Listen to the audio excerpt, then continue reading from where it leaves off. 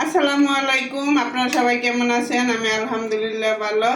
আপনাদের সামনে আমি একটা নতুন ইফতারি নিয়ে আসলাম। আলু দেওয়া চিকেন দিয়ে আমি একটা অন্যরকম ইফতারি বানাবো। তার জন্য নিয়ে নিছি আমি চিকেন, সয়া টমেটো সস, হাসে এই যে আদা রসুন জিরা তেজপাতা বাটা।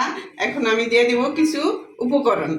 দিয়ে দেবো আমি সয়া সস, বেশি না, অল্প একটু।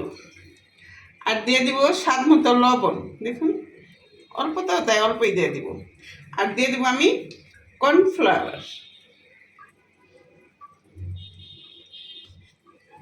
আর দিয়ে দিব আমি একটা বারবিকিউ সস।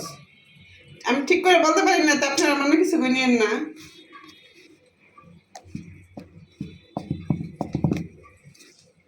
দিয়ে দিলাম আমি একটু সস। এখন আমি মেখে নিব, সবগুলো একসাথে মেখে নিব। আমার মাখানো শেষ, দেখুন কি সুন্দর হয়েছে দেখতে। আমি 10 মিনিট এটা রেস্টে রাখুন, তারপরে আমি কিছু পাতলা করে আলু কেটে নেব, তারপরে আপনাদেরকে দেখাবো। দেখুন আমি আলুগুলা কি সুন্দর পাতলা করে কেটে নিছি, দিয়ে পরিষ্কার করে নিছি। এখন আমি কিছু লবণ দিয়ে কিছুক্ষণ মেখে রাখবো। আমি আলু দিয়ে, এই যে দেখুন আলুর ভিতরে চিকেন দিয়ে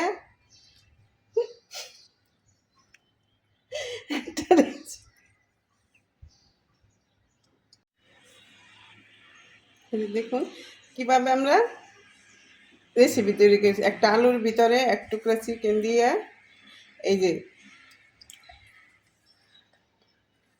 কাঠি ভিতরে ঢুকায় এভাবে দেখুন কি সুন্দর করে এই যে নিছি, দেখুন কি সুন্দর।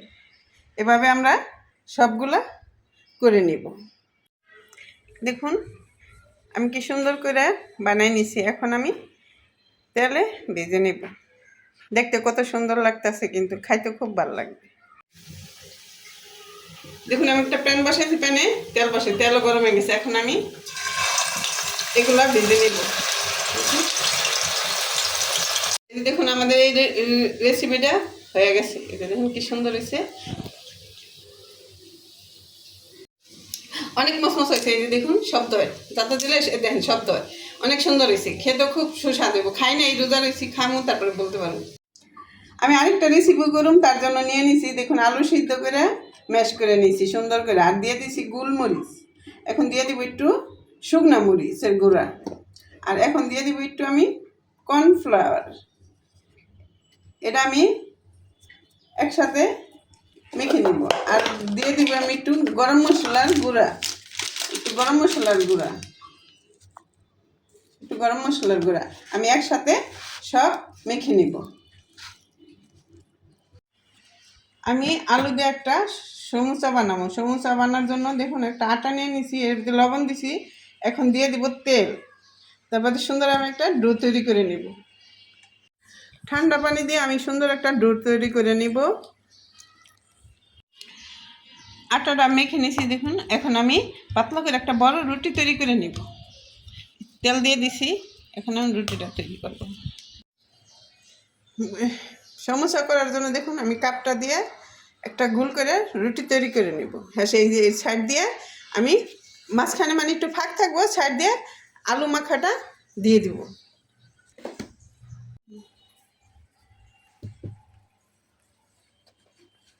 এখন আমি দেখুন কাপটা সরাই ফেলাইছি। এখন আমি কেটে নিব, কেটে সুন্দর করে সমোসার মতো বানাই নিব।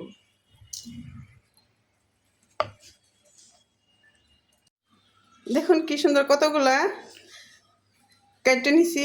এখন সুন্দর করে আমরা এমন পেঁচায় পেঁচায় সমোসা তৈরি করে নিব। এটা নতুন ধরনের সমোসা। দেখুন কি সুন্দর হয়েছে, কি সুন্দর সাইজ হয়েছে, আর দেখতে অনেক সুন্দর হয়েছে।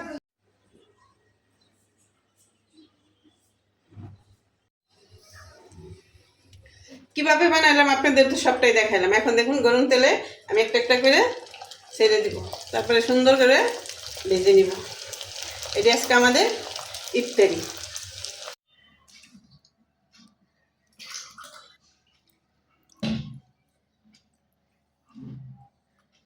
আমি এগুলো খাওয়ার জন্য এই যে দেখুন ধনিয়া পাতা, কাঁচামরিচ, লেবু, আদা, রসুন সব মিলে একটা চাটনি বানাইছি। এই চাটনিটা দিয়ে আমরা ভরায় ভরায় খাবো।